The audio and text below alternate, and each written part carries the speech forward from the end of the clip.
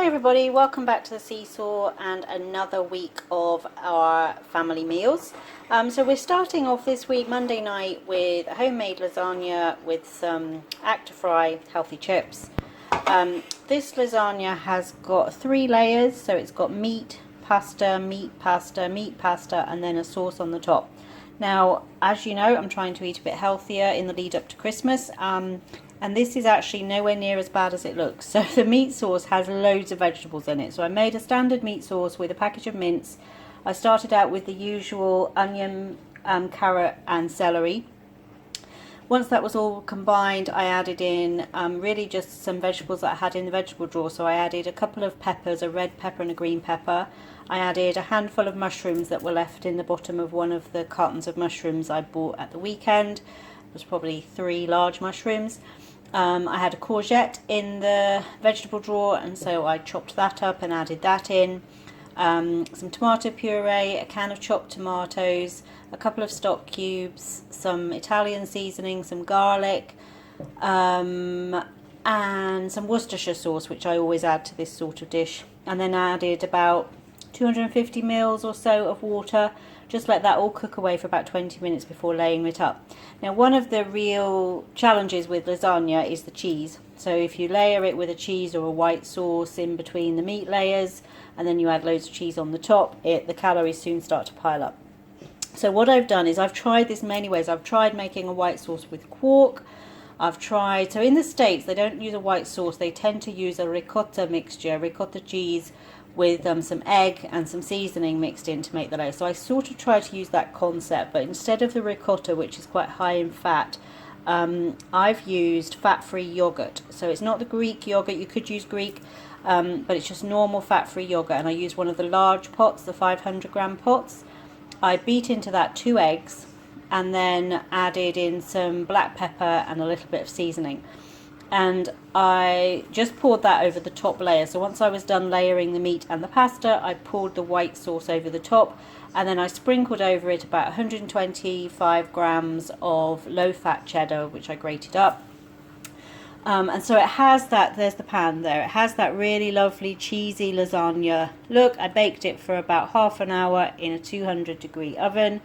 It's got the layers, so there are 3 layers of lasagna in there, with that meat and vegetable sauce, and then the cheesiness is all on the top with the white sauce, which is made, as I said, with yogurt and egg. So I've tried a number of different ways to make a white sauce lighter, and this is my favourite. And I can't remember where I first saw this idea. It might have been Pinch of Nom. It might have been their suggestion for making a white sauce. Apologies, but I genuinely don't remember. I think it was Pinch of Nom. So definitely worth trying if you're trying to cut down the calories but you love things like lasagna and you're following a plan where you can have pasta without too much worry, then this is definitely worth trying in terms of the white sauce on the top. So off to enjoy this on a Monday evening to kick off mid-November. Again, what's 5 weeks to Christmas from this Wednesday? Absolutely crazy. But off to enjoy this evening. Hi everybody, it's Tuesday evening and we're ready for dinner. So Caleb is eating at home tonight. I went to an assembly at his school this afternoon as his class were putting on an assembly about their Vikings project that they've been doing. It was really good, and so he came home with me after school, so he is eating tonight. Now what I have planned for dinner for Tony and I didn't think Caleb would like it. It's a little bit spicy, it's got lots of veggies in it. So this just shows how you can kind of take the same meal but vary it a little bit so you're not having to cook 3 or 4 separate meals. So the only thing I cooked differently for Caleb was I put some chicken nuggets in the oven. These are the wholemeal breaded chicken nuggets. So he's got those, he's got some pasta with some cheese on, a little bit of broccoli and some corn with some ketchup on the side. And then this is what I made for Tony and I. So this is a pork, sort of like goulash flavour. So I took a pork tenderloin or a pork fillet, cut it down the middle and then sliced it up into smaller pieces. I browned that in the pan in a little bit of oil and then took it out of the pan and added to the pan some onion and garlic.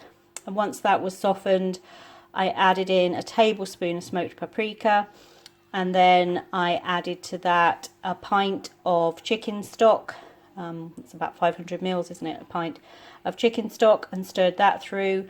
Added the pork back in, added a couple of good squeezes of tomato puree, and a little bit of black pepper, and I just let that all cook together for about 10 minutes.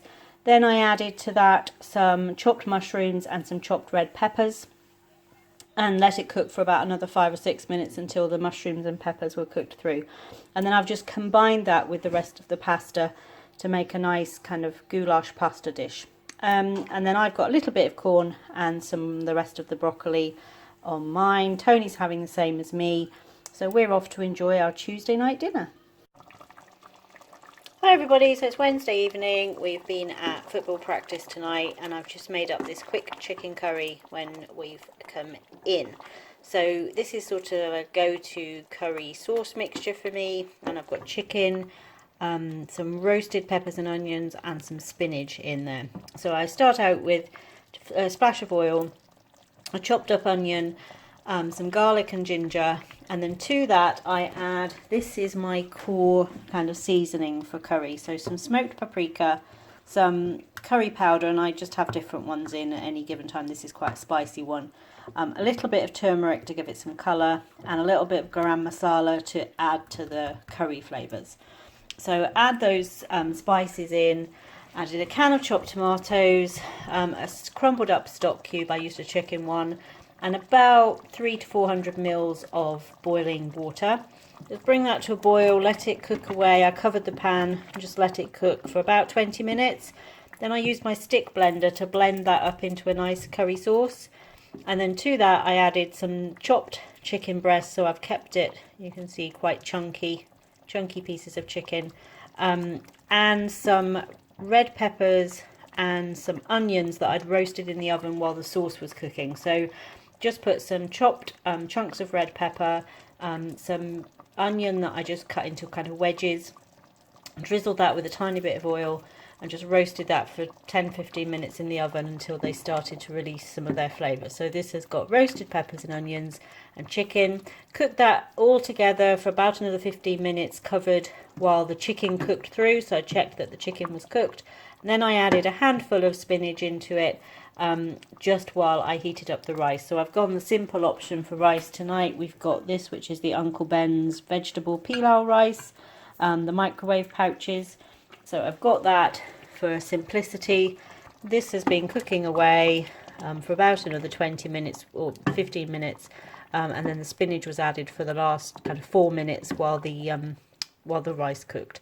So looking forward to this. Being at the football practice and really quite cold out there tonight, so a nice bowl of warm curry and rice will be a perfect way to end the day for me. So it's Thursday evening, a bit of a random night for dinner tonight. So Tony is having these chicken and bacon slices with some chips. I had some leftovers of the curry from last night from my lunch today with rice. So I was actually still quite full from that. I didn't fancy a proper full meal. I've been to weigh in tonight. I lost another 1.5 pounds, so I'm still on a roll. In 6 weeks, I had 1 week where I didn't lose or gain weight, but every other week I've lost weight, so I'm really happy with that. I'm fast approaching a stone loss now, which was my goal before Christmas. Looks like that's going to happen before Christmas, so I might even be able to lose a bit more than a stone. Then I can sort of relax a little bit over Christmas. We tend not to really overeat over Christmas, but I can relax a little bit, enjoy some of the Christmas treats, and then get right back on it again in January. So with that in mind, I made a batch of my favourite butternut squash, chilli and red onion soup. Have done a little recipe video for this. It's really, really simple because I make it in the soup maker, but I will post that up. I've got that, and then I've got some of the chips.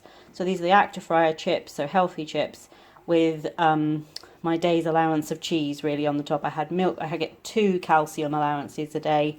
I had milk with my Weetabix this morning, and I've got some cheese on my chips. So I've got cheesy chips and butternut squash soup, which I'm actually really looking forward to, although it is quite random.